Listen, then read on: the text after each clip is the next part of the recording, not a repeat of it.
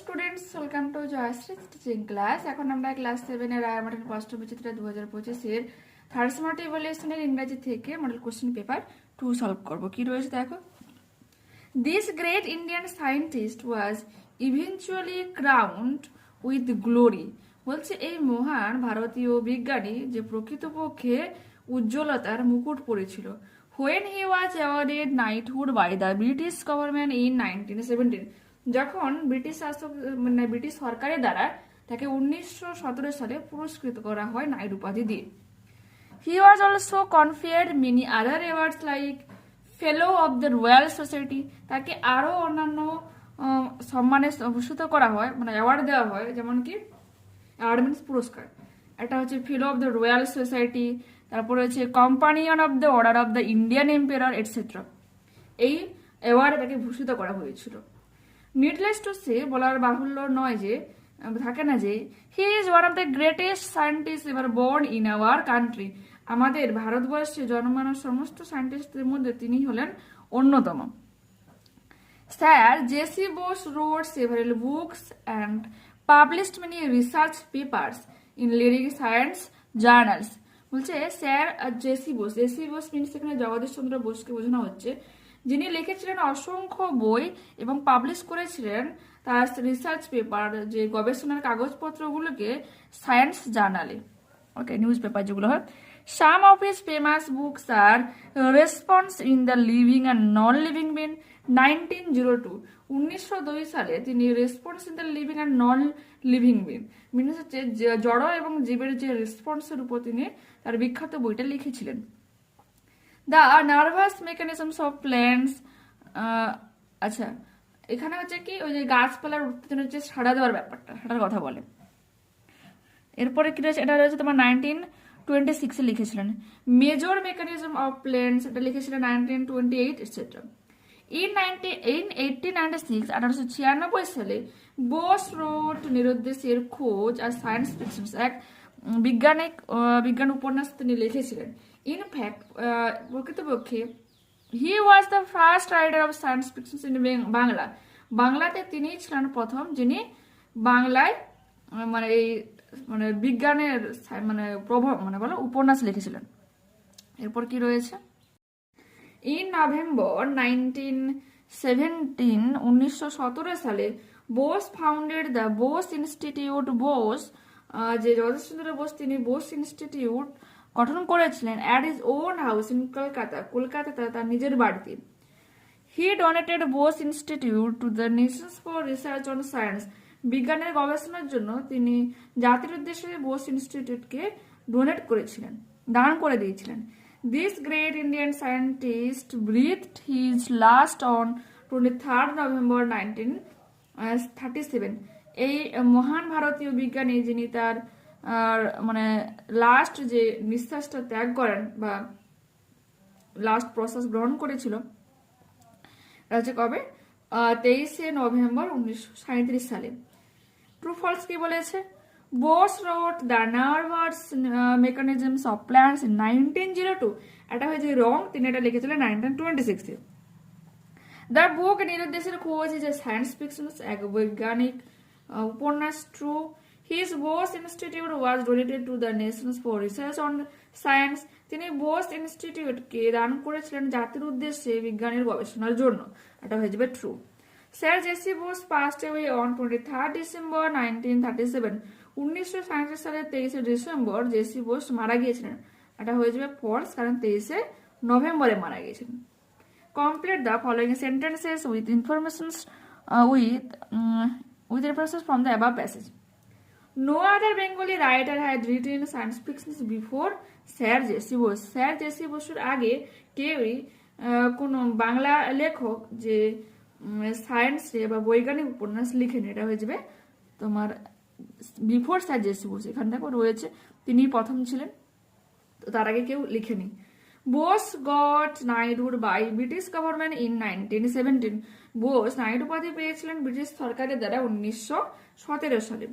এরপর কি বলেছে, এরপর রয়েছে শীতে বলেছে answer the following questions. What were the various awards and honours conferred on Bose.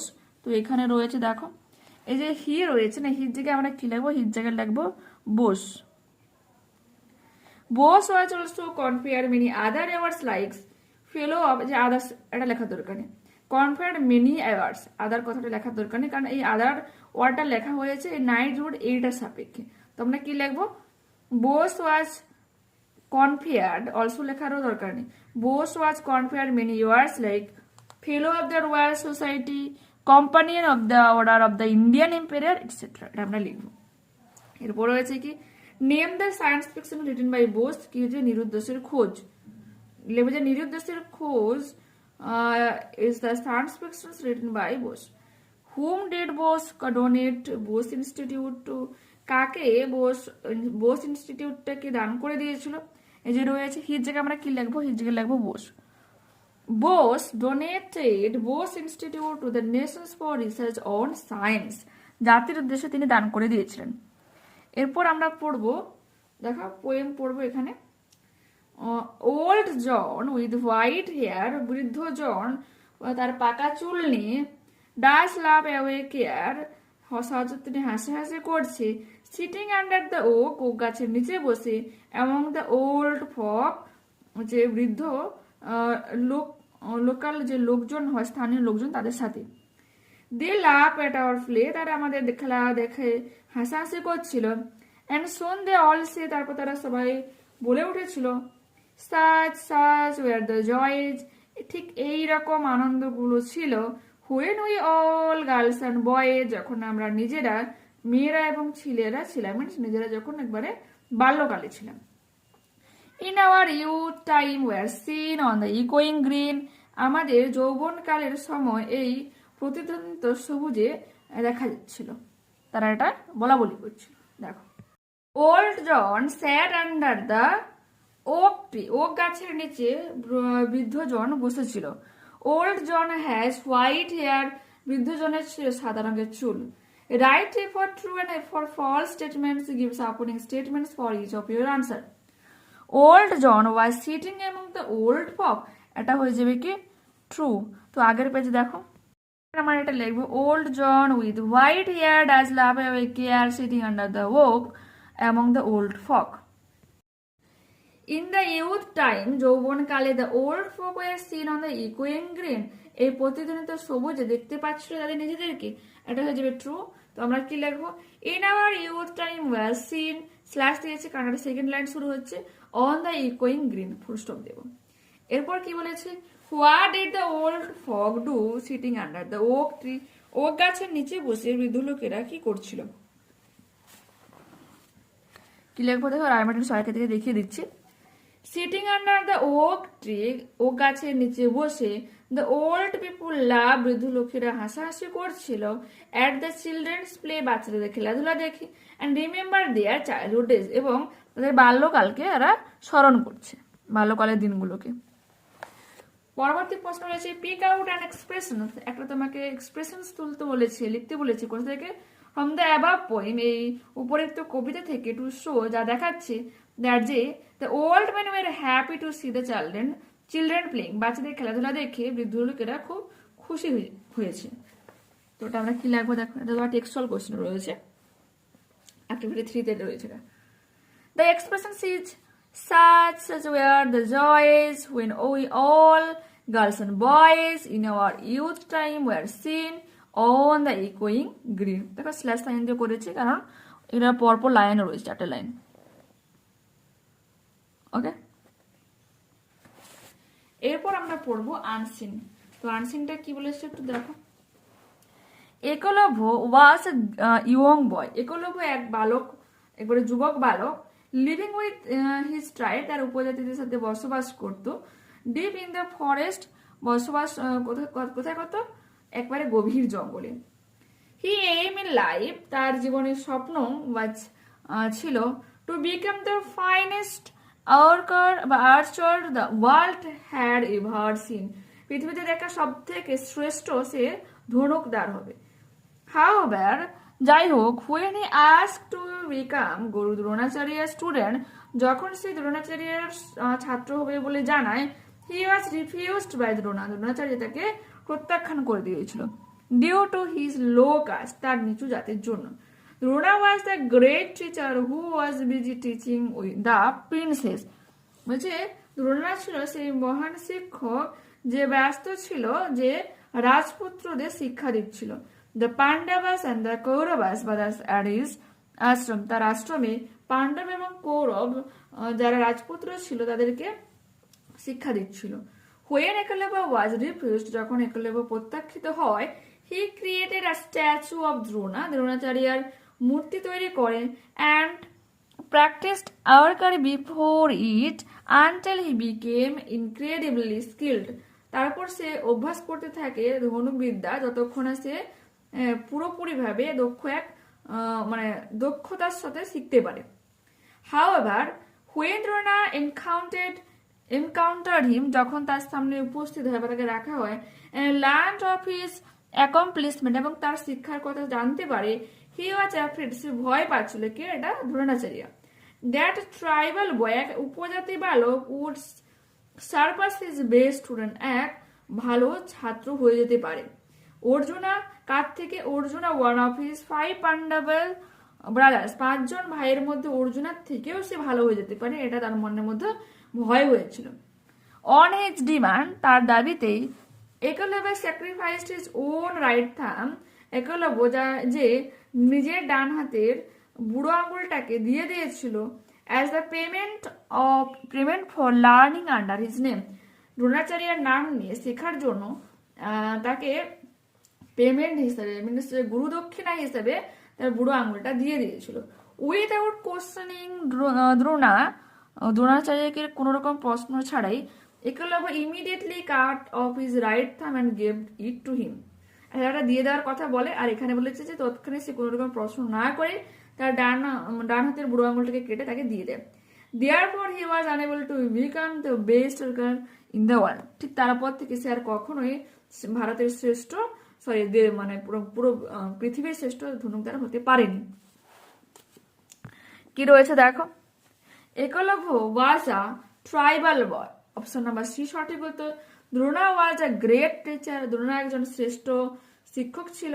Eklavya lived in a deep forest, গভীর জঙ্গলে বসবাস করত। Eklavya sacrificed his own right thumb, তার ডান হাতে বুড়ো আঙুলটাকে দান করেছিল, বিসর্জন দিয়েছিল এক কথা। এরপর কি রয়েছে দেখো, what was Eklavya's aim in life, একলব্যের জীবনের স্বপ্ন কি ছিল? দেখো এখানে হিজ রয়েছে না, হিজের জায়গায় আমরা কি লিখবো? হিজের জায়গায় লিখবো একলব্যস, ঠিক আছে।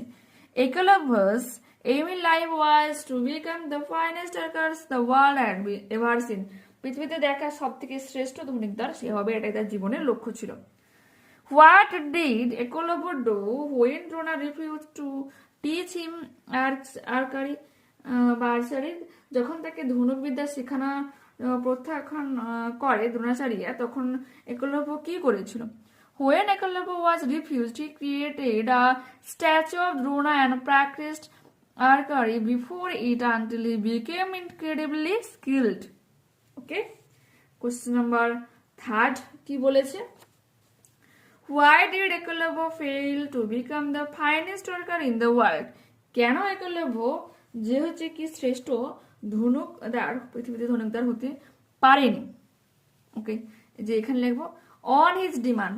আচ্ছা, এই যে হিজ রয়েছে না, হিজের জায়গায় তোমাকে কি লিখতে হবে? দ্রোণা। চেঞ্জ কোথায় করবো একটু বলে দিচ্ছি আমি। দ্রোণা,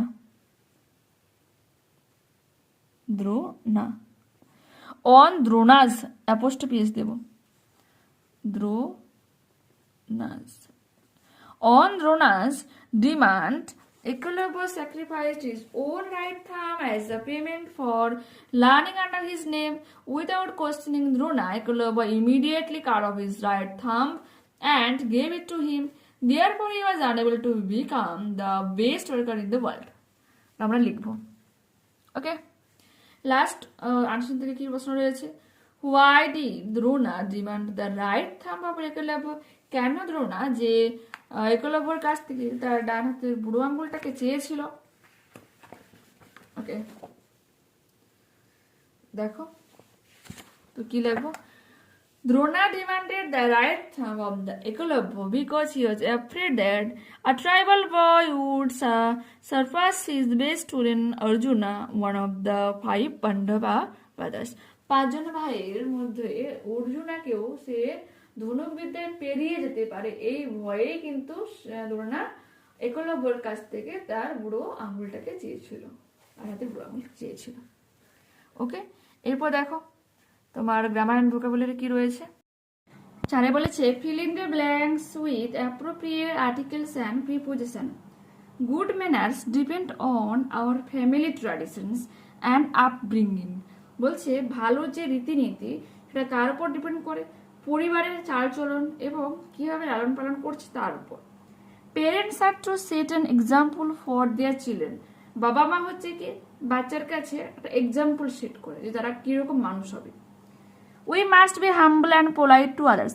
আমাদের অন্যদের প্রতি অনেক দয়ালু এবং নরম মনের হতে হবে। Do as directed 86. The sleeping girl is looking beautiful. ঘুমন্ত মেয়েটাকে দেখতে সুন্দর। Underline the participle adjective হয়ে যাবে এখানে sleeping. Iron is one of the most useful metals changed into comparative degree. তো কি হয়ে যাবে, iron is more useful than most other metal. মোস্টের জায়গায় তোমরা এনিও লিখতে পারো। এরপর কি রয়েছে, make a meaningful sentence with the simile as black as coal, কয়লার মতো কালো, এই সিমিলি দিয়ে একটা বাক্য রচনা করতে বলেছে। The night sky was as black as coal after the storm, ঝড়ের পর রাতের আকাশ কয়লার মতো কালো ছিল। এরপর কি বলেছে, an animal that lives on the flesh of another animals, বলছে একটা প্রাণী যে অন্য প্রাণীর রক্ত মাংস খেয়ে বেঁচে থাকে তাকে কি বলে, কার্নিভোরাস বলা হয়। CARNIVOROUS. The sum is dash is very easy, suitable adverb হয়ে যাবে এখানে very. He is a good boy in the class. কি বলেছে, rewrite the sentence using past tense. He was a good boy in the class. Was হয়ে যাবে। The child said, I am studying now. শিশুটি বলেছিল আমি এখন পড়াশোনা করছি। Change into indirect speech. The child said that he was studying then. Fill in the blanks words from the list given below. দেখো, she made the announcement in a very cheerful manner. এক আনন্দঘন মুহূর্তে বা আনন্দঘন মনোভাবে সে ঘোষণাটা করেছিল। The man looked weary at the end of the day. দিনের শেষে লোকটাকে ক্লান্ত দেখাচ্ছিল। He spoke in loud voice. জোরে জোরে কথা বলছিল so that everyone could hear him, যাতে অন্যরা তাকে শুনতে পায়। এরপর হবে a mother's lap is the best shelter in the world. পৃথিবীর মধ্যে সবথেকে ভালো আশ্রয় হচ্ছে মায়ের কোল। The champion team was overwhelmed with joy. জয়ী যে চ্যাম্পিয়ন যে টিম সে আনন্দে তারা চিৎকার করে উঠছিল। রাইটিং স্কিল কি বলেছে দেখো, write a paragraph on your favourite subject. দেখো এটা তোমরা করে নিও। ওকে, দেখে নাও। এরপর কি বলেছে, write an application to the headmaster to of your school to grant you fee concession. Means তোমার যে স্কুলে যে ফি তার যদি ছাড় দেওয়া হয় তার জন্য তোমার অনুরোধ জানিয়ে তোমার শিক্ষক মহাশয়, প্রধান শিক্ষক মহাশয়কে একটা চিঠি লেখার কথা বলেছি। দেখো কি লিখবে, টু দ্য হেডমাস্টার বলে তুমি নিজেদের স্কুলের নামটা লিখবে এবং তোমার স্কুল যে পোস্ট অফিসের মানে অন্তর্গত হচ্ছে সেটা লিখবে এবং পিনকোড দিয়ে দিবে। আর যে ডেটে তুমি চিঠিটা লিখছো, আমি আজকে লিখেছি আজকে ডেটটা দিয়েছি, তোমরা লিখবে। সাবজেক্ট দেখো request for fee concession, respected sir বলে তোমরা এখানে কমা দেবে। I am the student of class 7. আমি সপ্তম শ্রেণীর একজন ছাত্রী। The financial conditions of my family is not good. আমার বাড়ির আর্থিক অবস্থা অতটা ভালো নয়। My father is the only earning member in my family. আমার পরিবারে আমার বাবাই হচ্ছে একজন মানুষ যে রোজগার করে। And he is admitted in the hospital, এবং তিনি মানে হসপিটালে ভর্তি হয়ে রয়েছেন ডিউ টু হিজ ইলনেস, অসুস্থতার কারণে। So I am unable to pay my school fees. তাই আমি আমার বিদ্যালয়ের ফিস দিতে অক্ষম। Kindly grant me full concessions, concessions এখানে এন হবে একটা CON, সেখানে উপরে লিখে দিই।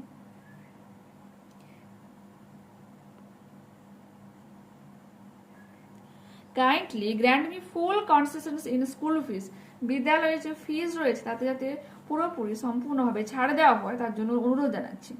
I will be highly obliged to you, তাহলে আমি আপনার কাছে বাধিত থাকব।